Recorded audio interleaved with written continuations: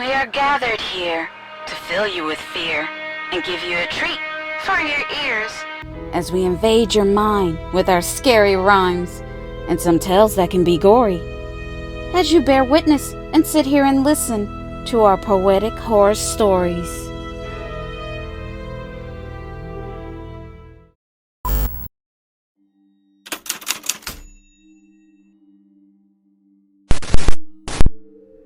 Hello, PHS crew. Today, we're diving into one of the most chilling, twisted horror stories the internet has ever produced. It's the Russian sleep experiment, a very popular creepypasta. This creepypasta story picked up steam when it was read by a popular YouTuber named Mr. Creepypasta. People really believed it was based on true events, that this was a true story. I mean, some parts of it sounded real enough to be believed. When we look back in history, you can see the evidence of human experiments and atrocities, all done in the name of science. And this story, with its grisly details of a secret scientific experiment of torment, horror, and gore, it seemed real and quite plausible. This creepypasta has haunted the darkest corners of the web for years, a disturbing tale of science gone horribly wrong. But is it true or is it fake? This is the question that is still up for debate. This creepypasta is a classic horror tale. Even in the year of 2025 can still give you nightmares. So grab yourself a drink and a snack, sit back and relax, and let's explore this horrific, gory story together. And if you're brave, cut off your lights and listen to this story in the dark. Get ready, because this one is not for the faint of heart, as we retell the story in a poetic horror story way. Hello, PHS crew. We have a question for you. What is your favorite creepypasta story? Let's start a conversation in the comments below. We are dying to know. Russian researchers in the late 1940s kept 5 people awake for 15 days using an experimental gas-based stimulant. They were kept in a sealed environment to carefully monitor their oxygen, so the gas didn't kill them, since the gas was toxic in high concentrations. This was before closed-circuit cameras, so they had only microphones and 5-inch thick glass porthole-sized windows.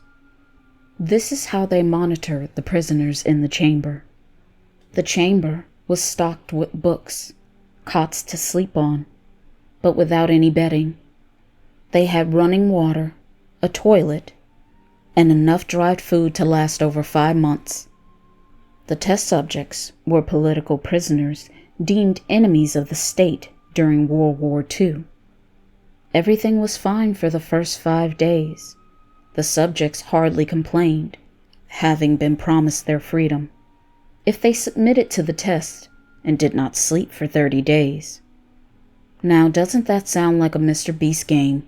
But anyway, the test subjects' conversations and activities were monitored, and it was noted that they continued to talk about increasingly traumatic incidents in their past, and the general tone of their conversations took on a darker aspect after the 4 days.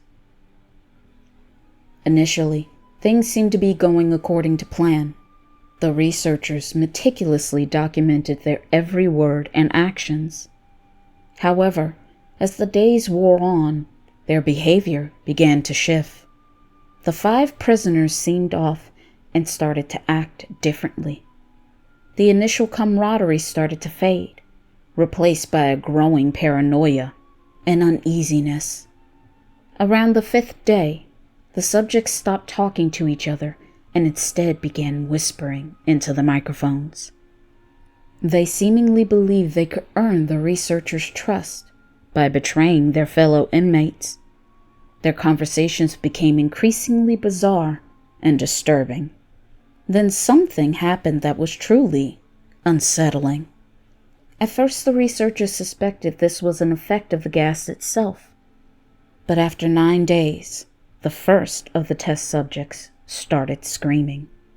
And suddenly, he started running the length of the chamber, repeatedly yelling at the top of his lungs for 3 hours straight, shredding up his vocal cords.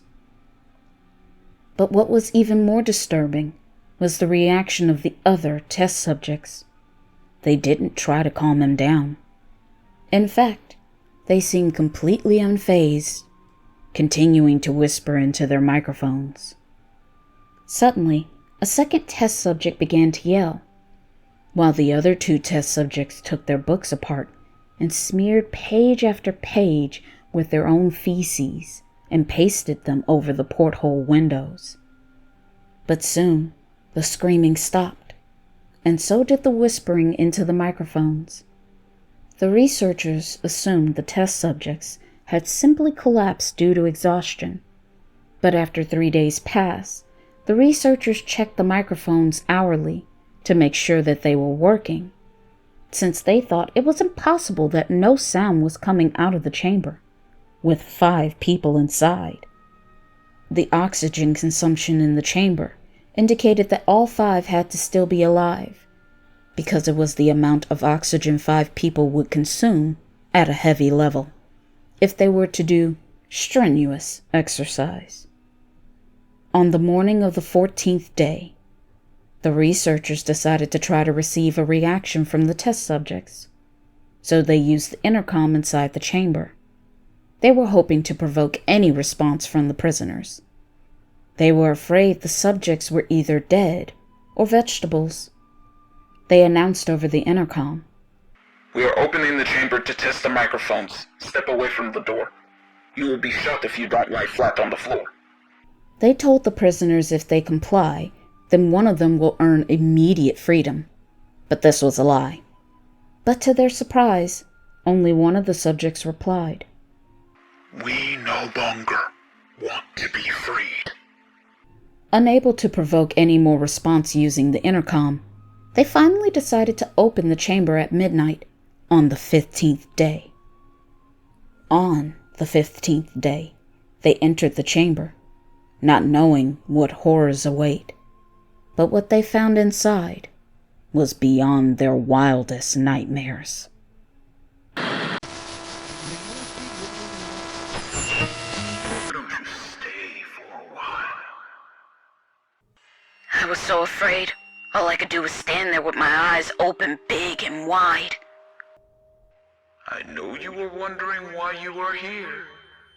Well, once you stepped into my home, you entered into a void. You are now in my crooked dimension.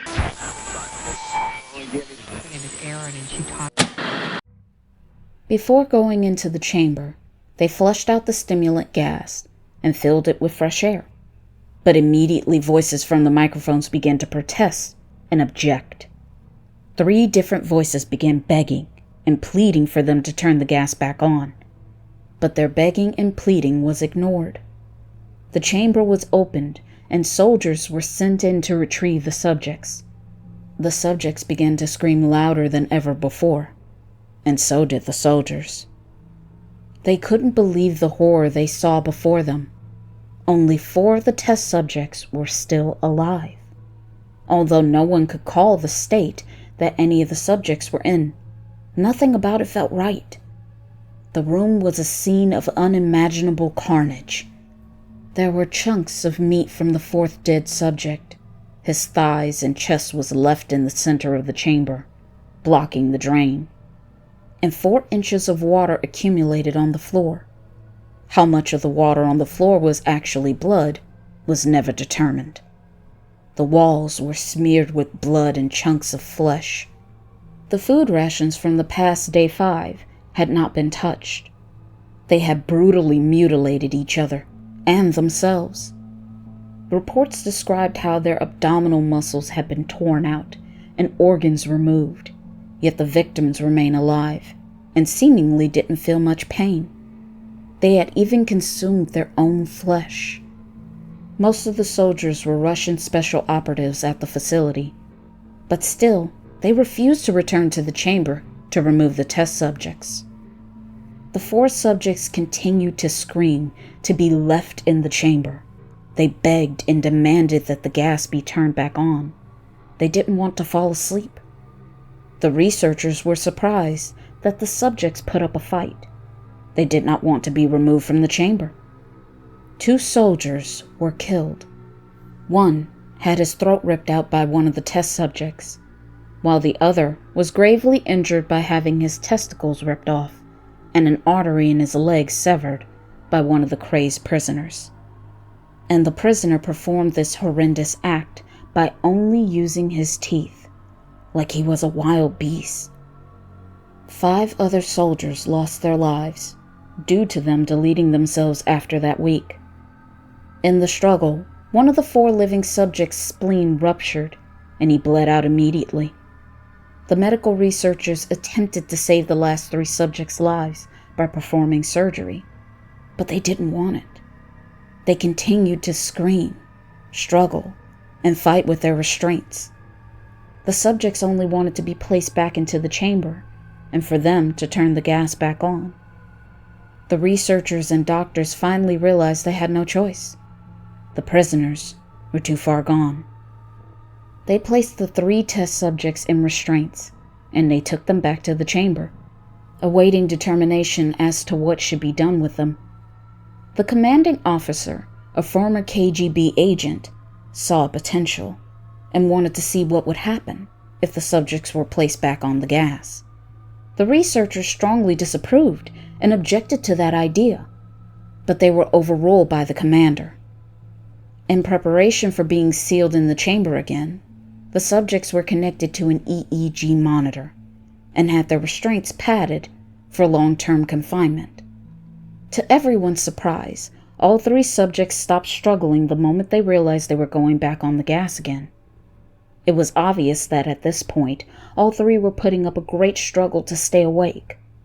The first of the subjects was humming loudly and continuously. The second subject was straining his legs against the leather straps with all his might. First his left leg, then his right. He was trying his best to focus, to stay awake. The third test subject was holding his head off his pillow and blinking rapidly.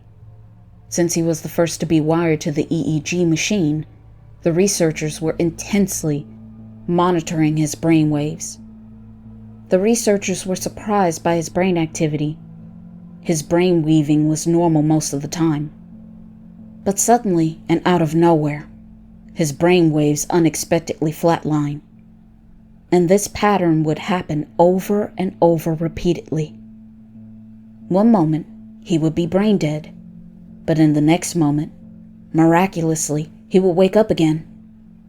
As the researchers focused on the test subject's EEG, a nurse noticed the subject closed his eyes and his head hit the pillow. The test subjects went into a deep sleep, then he flatlined for the last time as his heart stopped unexpectedly. The last remaining test subject started screaming to be sealed in the chamber quickly. He was afraid he would suffer the same fate. He would flatline and end up dead if he too fell asleep. The commander gave the order to seal the chamber with the test subjects inside. As well, 3 researchers. But one of the researchers immediately drew his gun and shot the commander point blank between the eyes. Then he turned the gun onto one of the test subjects and he blew him away to Kingdom Come. He then pointed the gun at the remaining test subject. He was still restrained, strapped to his bed. The remaining members of the medical and research team fled. The researcher with the gun proclaimed, "I won't be locked in here with these things. Not with you." He screamed at the man strapped to the bed. "What are you?" he demanded. "I must know." The prisoner smiled, then said, "Have you forgotten so easily?" The test subject asked. "We are you. We are the madness that lurks within you all, begging to be free at every moment. In your deepest animal mind, We are what you hide from in your beds every night. We are what you sedate into silence and paralysis when you go to the nocturnal haven where we cannot tread. The researcher paused for a moment. Then he aimed his gun at the test subject's heart. Then the researcher fired his gun. The EEG machine flatlined as the subject weakly choked out. So nearly free. So, what do you think? Is this story fact, or is it a work of fiction? It feels like it could be credible. Human beings are curious creatures by nature, and in pursuit of science and medicine, these types of tests don't seem wrong, especially if they can lead to a breakthrough for a vaccine for disease or a cure, even if you have to kill some people for the cause. You tell us if you believe this story is real or fake in the comments below. We would love to hear from you and know what you think about this macabre creepypasta tale. This concludes our retelling of the Russian sleep experiment creepypasta. We hope you all enjoyed this gory, horrifying story with our poetic twist on it. Please like, comment, and share our video. And if you're new, subscribe. Join the PHS crew. And we thank you.